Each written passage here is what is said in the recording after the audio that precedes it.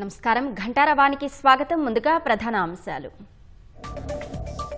అత్యధిక పురపీఠాలపై జెండా ఎగరవేసిన కాంగ్రెస్ 85 స్థానాలు హస్తగతం, 17 బీఆర్ఎస్ కైవసం.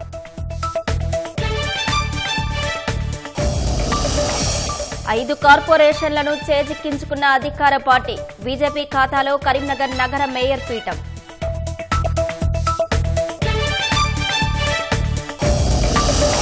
పదకొండు చోట్ల వాయిదా పడ్డ చైర్పర్సన్ల ఎన్నిక, తొర్రూరులో ఎక్స్ అఫీషియో ఓట్లపై బీఆర్ఎస్ అభ్యంతరం.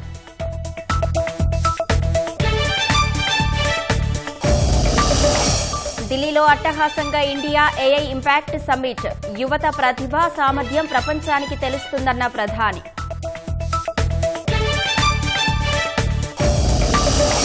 ప్రార్థనా మందిరాల్లో లింగ వివక్షపై ఏప్రిల్ 7 నుంచి తుది విచారణ, మార్చి 14లోగా రాతపూర్వక వాదనలివ్వాలన్న సుప్రీంకోర్టు. మరోసారి శాంతి చర్చలకు సిద్ధమైన అమెరికా, ఇరాన్. మంగళవారం జెనీవా వేదికగా భేటీ కానున్న ఇరు వర్గాలు.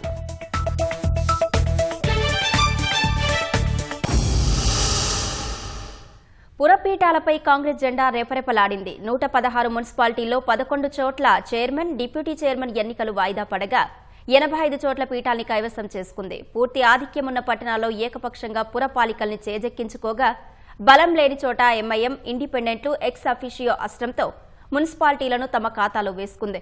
బీఆర్ఎస్ 17 పురపాలికల్ని దక్కించుకోగా, బీజేపీ నారాయణపేట మున్సిపాలిటీతో సరిపెట్టుకుంది. బీజేపీ మినహా ప్రధాన పార్టీల మద్దతుతో భైంసా, ఆదిలాబాద్ పీఠాల్ని ఇండిపెండెంట్లు కైవసం చేసుకున్నారు. పార్టీల ఎత్తుకు పై ఎత్తులతో అనేక మున్సిపాలిటీలో నాటకీయ పరిణామాలు చోటు చేసుకున్నాయి.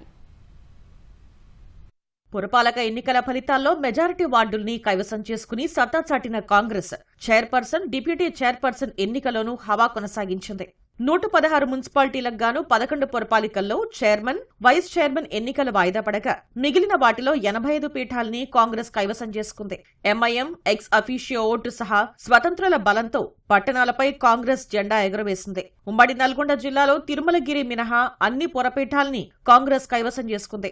ఉమ్మడి మహబూబ్ నగర్ జిల్లాలో 14 పురపాలికల్ని హస్తగతం చేసుకుంది. ఉమ్మడి కరీంనగర్ జిల్లాలో 10 మున్సిపాలిటీల్ని దక్కించుకుంది. ఉమ్మడి ఆదిలాబాద్ జిల్లాలో 5 మున్సిపాలిటీల్ని చేజిక్కించుకుంది.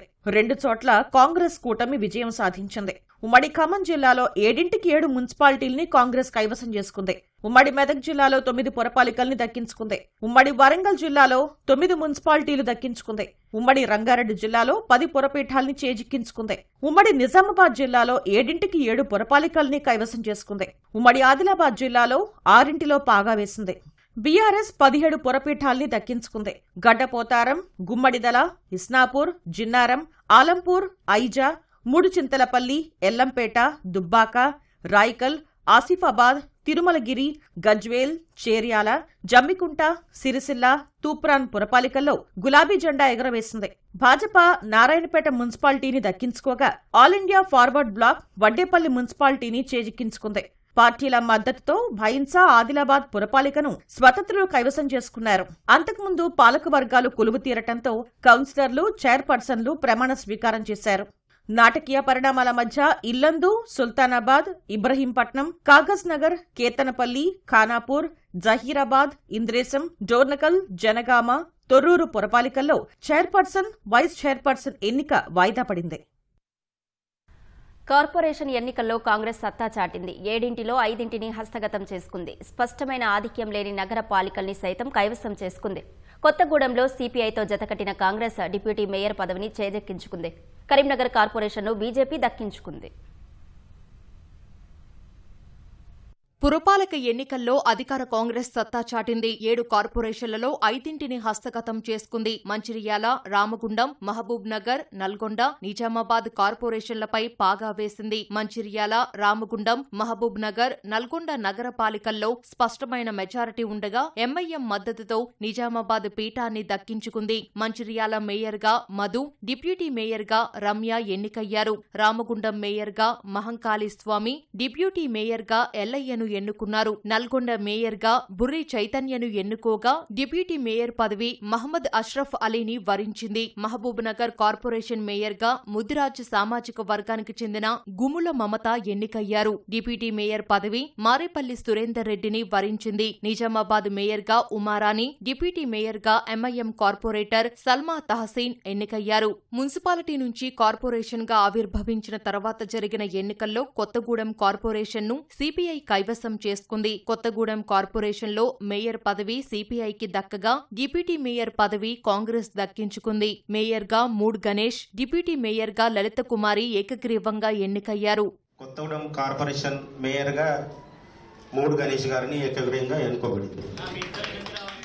ఉత్కంఠ రేకెత్తించిన కరీంనగర్ కార్పొరేషన్ను బీజేపీ కైవసం చేసుకుంది. 66 స్థానాలున్న కార్పొరేషన్లో బీజేపీ 30 డివిజన్లలో గెలిచి అతిపెద్ద పార్టీగా అవతరించింది. 3 ఇండిపెండెంట్లు, బండి సంజయ్ ఎక్సఫీషియో ఓటుతో మ్యాజిక్ మార్కు దాటి కార్పొరేషన్పై కాషాయ జెండా ఎగురవేసింది. కరీంనగర్ కార్పొరేషన్ మేయర్గా కొలగాని శ్రీనివాస్, డిప్యూటీ మేయర్గా సునీల్ రావు ఎన్నికయ్యారు. ఉమ్మడి నిజామాబాద్ జిల్లాలో ఎన్నికల సమయంలో ఇచ్చిన హామీలపై మాట నిలబెట్టుకుంటామని మంత్రి ఉత్తమ్ కుమార్ అన్నారు. తాము అభివృద్ధికి కట్టుబడి ఉన్నామని పేర్కొన్నారు. నిజామాబాద్ నగరం అభివృద్ధి చెందేందుకు నిధులు కేటాయిస్తామని హామీ ఇచ్చారు. మత రాజకీయాలు చేసే కొన్ని రాజకీయ పార్టీలకు రాష్ట్ర ప్రజలు ఓటు ద్వారా సమాధానం చెప్పారని పేర్కొన్నారు. నిజామాబాద్ లో ఉన్న ఇరిగేషన్ ప్రాజెక్ట్స్, నిజామాబాద్ రూరల్ కు ఉపయోగపడే ప్యాకేజ్ 21-22 ఒక వార్ ఫుటింగ్ లో టేకప్ చేసి పూర్తి చేస్తాము. ఎస్ఆర్ఎస్పి నిజాం సాగర్ ప్రాజెక్టులు డీసిల్టింగ్, డీసెడిమెంటేషన్ ఒక్కసారి కూడా చేయక చాలా పెద్ద ఎత్తున ఆ స్టోరేజ్ కెపాసిటీ తగ్గి దాని కింద రైతులకి ఆయకట్టుకి ఇబ్బంది అవుతున్నది. మా ప్రభుత్వం, ఒక కేంద్ర ప్రభుత్వం national framework of desiltation and desedimentation కింద SRSP and Nizam Sagar desiltation and desedimentation లో చేపట్టబోతున్నాం. తద్వారా ఈ ప్రాజెక్టులు ఒరిజినల్ స్టోరేజ్ కెపాసిటీ ఎంత ఉండనో దానికి రెస్టోర్ చేయబోతున్నాము. ఉమ్మడి నిజామాబాద్ జిల్లాలో నేషనల్ హైవేస్ కానీ, రహదారుల విషయంలో కానీ అన్ని విషయాల్లో మా ప్రభుత్వం చాలా ప్రయారిటీ ఇవ్వబోతుందని చెప్పి నేను మనవి చేస్తూ, శాసించే టెక్నాలజీ సమిట్ కు ఢిల్లీ వేదికైంది. ప్రపంచంలోనే అతిపెద్ద ఆర్టిఫిషియల్ ఇంటెలిజెన్స్ సమిట్ ఢిల్లీలోని భారత్ మండపంలో అట్టహాసంగా ప్రారంభమైంది. ఈ నెల 20 వరకు సదస్సు జరగనుండగా ముఖ్య అతిథులు రాకముందే జనసంద్రంగా మారింది. టెక్నాలజీ దిగ్గజాలు, స్టార్టప్ ఫౌండర్లు, విద్యార్థులతో భారత్ మండపం కిటకిటలాడుతోంది. ఈ నెల 20 వరకు ప్రపంచం చూపు మొత్తం ఢిల్లీ వైపే ఉండబోతుందని నిపుణులు చెబుతున్నారు. ప్రపంచంలోనే అతిపెద్ద ఆర్టిఫిషియల్ ఇంటెలిజెన్స్ సదస్సు ఢిల్లీలో అట్టహాసంగా మొదలైంది. భారత మండపంలో జరుగుతున్న ఈ సదస్సులో ఇండియా ఏఐ ఇంపాక్ట్ ఎక్స్పోను ప్రధాని నరేంద్ర మోదీ ప్రారంభించారు. ఈ సందర్భంగా పలు స్టార్టప్ల స్టాల్స్ ను సందర్శించిన మోదీ ఆయా సంస్థల ప్రతినిధులతో ముచ్చటించారు. ఈ ఎక్స్పోలో 600కు పైగా హై పొటెన్షియల్ స్టార్టప్లు కొలువుదీరాయి. 13 దేశాల పెవిలియన్లు సందర్శకులను ఆకర్షిస్తున్నాయి. ఈ నెల 20 వరకు జరగనున్న ఈ సదస్సులో పాల్గొనేందుకు భారీ సంఖ్యలో డెలిగేట్స్ భారత మండపానికి తరలివచ్చారు. ఎటు చూసినా టెక్ ప్రియులే. గూగుల్, మైక్రోసాఫ్ట్ వంటి దిగ్గజ కంపెనీల ప్రతినిధుల నుంచి మొదలుకొని కళాశాల విద్యార్థుల వరకు అందరూ ఈ చారిత్రాత్మక ఘట్టంలో భాగం కావడానికి పోటీ పడ్డారు.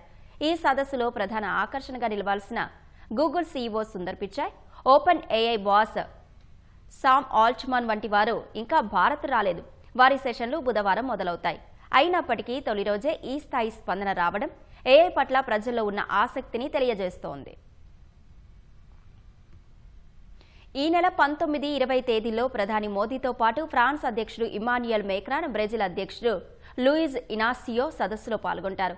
వీరితో పాటు సుమారు 20 దేశాల అధినేతలు ఈ సదస్సుకు హాజరవుతున్నారు.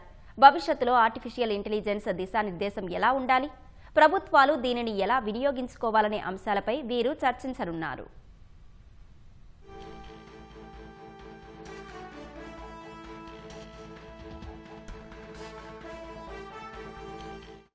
భారత్ ఈ సదస్సు ద్వారా ప్రపంచానికి ఒక కీలక సందేశం ఇవ్వాలని భావిస్తోంది.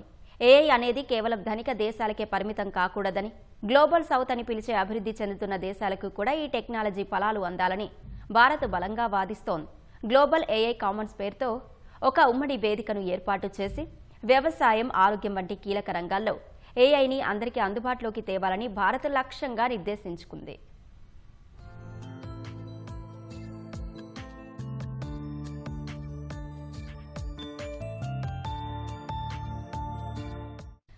ఏఐ ఇంపాక్ట్ సమ్మిట్ 2026 భారత్ వేగవంతమైన వృద్ధికి నిదర్శనమని ప్రధాని మోదీ అన్నారు. ఢిల్లీలో ఏఐ సమ్మిట్ నిర్వహిస్తుండటంపై ఎక్స్ వేదికగా హర్షం వ్యక్తం చేశారు. ఈ కార్యక్రమం ద్వారా భారత యువత ప్రతిభ, సామర్థ్యం ప్రపంచ దేశాలకు తెలుస్తాయని, ప్రపంచ అభివృద్ధిలో భారత్ తన సహకారాన్ని మరింత పెంచుకునేందుకు ముందడుగు పడుతుందన్నారు. సైన్స్ అండ్ టెక్నాలజీలో భారత్ వేగంగా వృద్ధి చెందుతుందనడానికి ఈ కార్యక్రమం నిదర్శనమన్నారు. గ్లోబల్ సౌత్లో నిర్వహిస్తున్న ఈ మొదటి ప్రధాన అంతర్జాతీయ ఏఐ సమ్మిట్ భారత్లో జరుగుతుండడం గర్వకారణమని ప్రధాని చెప్పారు.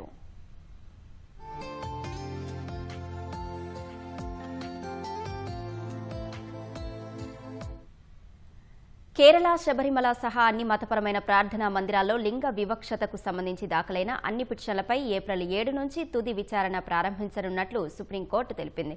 9 సభ్యుల ధర్మాసనం ఈ పిటిషన్లను విచారిస్తుందని భారత ప్రధాన న్యాయమూర్తి జస్టిస్ సూర్యకాంత్ నేతృత్వంలోని త్రిసభ్య ధర్మాసనం ఇవాళ తెలిపింది. 9 మంది సభ్యులను సీజేఐ ఎంపిక చేయనున్నట్లు వెల్లడించింది.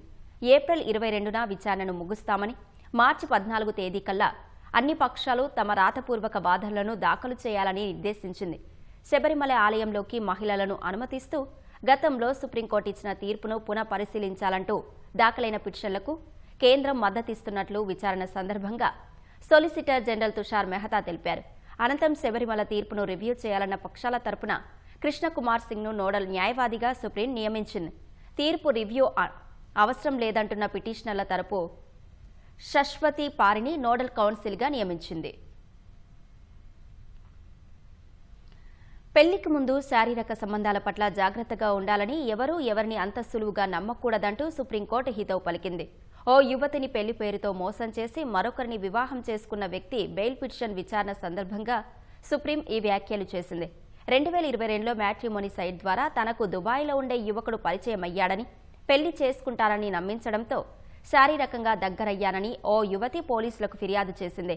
ఏకాంత సమయంలో తనకు తెలియకుండా రహస్యంగా వీడియోలు చిత్రీకరించాడని తెలిపింది.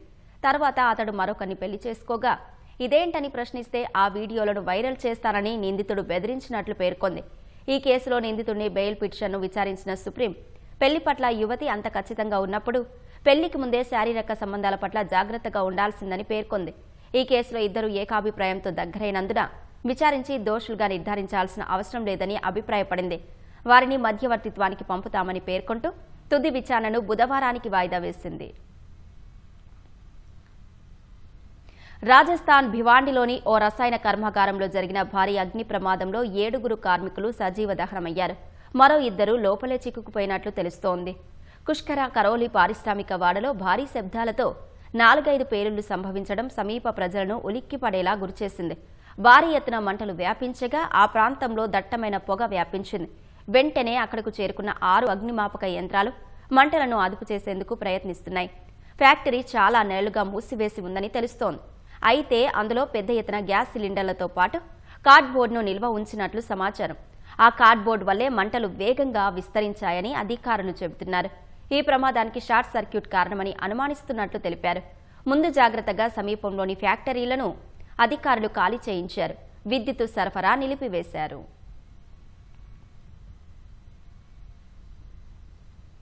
మున్సిపాలిటీల చైర్మన్, వైస్ చైర్మన్ ఎన్నికల్లో కాంగ్రెస్ పార్టీ అప్రజాస్వామిక అరాచక విధానాలను అనుసరించిందని బీఆర్ఎస్ కార్యనిర్వాహక అధ్యక్షుడు కేటీఆర్ మండిపడ్డారు. ప్రజలు ఇచ్చిన తీర్పును గౌరవించాల్సిన ప్రభుత్వం పోలీసు బలగాలను అడ్డుపెట్టుకుని గూండాల మాదిరిగా వ్యవహరించడం శోచనీయమని ఖండించారు. స్వయంగా ఎంపీలు, ఎమ్మెల్యేలే గెలిచిన ప్రజాప్రతినిధులను కిడ్నాప్ ప్రయత్నాలతో పాటు దాడులు చేశారని ఆగ్రహం వ్యక్తం చేశారు. కాంగ్రెస్ పార్టీ పోలీసు బలగాలను అడ్డుపెట్టుకుని పలు పట్టణాల్లో అభ్యర్థులను కిడ్నాప్ చేసే ప్రయత్నం చేయడం కాంగ్రెస్ గూండా రాజ్యానికి అద్దం పడుతోందని విమర్శించారు. ఎక్స్ అఫీషియో ఓట్ల పేరుతో దొంగ ఓట్లను నమోదు చేసుకుని మరీ పదవులను పొందాలని చూడడం ప్రజాస్వామ్యానికి మాయని మచ్చని కేటీఆర్ విమర్శించారు. కాంగ్రెస్ నేతల ఒత్తిడి మేరకు చైర్పర్సన్ల ఎన్నికను కొన్ని చోట్ల వాయిదా వేశారన్నారు. రాష్ట్ర ఎన్నికల సంఘం వెంటనే స్పందించి ఈ అక్రమాలపై సమగ్ర విచారణ జరపాలని ఆయన డిమాండ్ చేశారు. హైదరాబాద్ సెంట్రల్ యూనివర్సిటీలో భారీ ల్యాప్టాప్ చోరీ కేసు గచ్చిబౌలి పోలీసులు ఛేదించారు.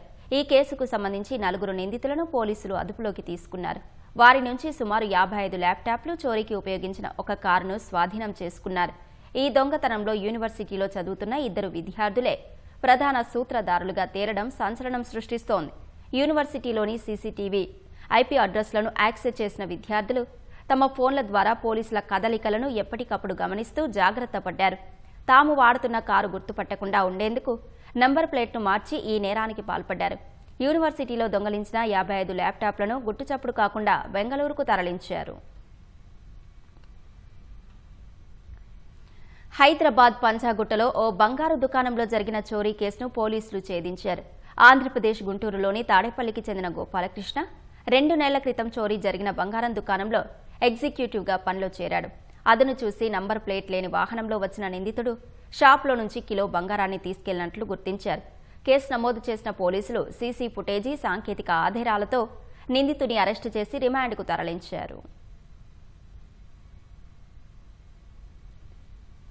తమిళ నటుడు టీవీకే అధినేత విజయ్ నటి త్రిషపై తాను చేసిన వివాదాస్పద వ్యాఖ్యలకు బీజేపీ తమిళనాడు అధ్యక్షుడు నైనా నాగేంద్రన్ క్షమాపణలు చెప్పారు. వారిద్దరిని ఉద్దేశించి చేసిన వ్యాఖ్యలు పొరపాటేనని ఆయన పేర్కొన్నారు. అంతకుముందు నైనార్ వ్యాఖ్యలపై త్రిష తీవ్రంగా స్పందించారు.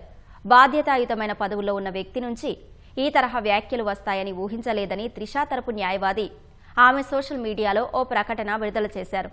సంబంధం లేని విషయాల్లోకి తనను లాగొద్దని త్రిష తెలిపారు. మరోవైపు తమిళనాడు బీజేపీ అధ్యక్షుడు వ్యాఖ్యలను పలువురు తమిళ నేతలు తీవ్రంగా ఖండించారు. బీజేపీకి మహిళలంటే గౌరవం లేదని మండిపడ్డారు. ఈ నేపథ్యంలో నైనా నాగేంద్రన్ తన వ్యాఖ్యల పట్ల విచారం వ్యక్తం చేశారు.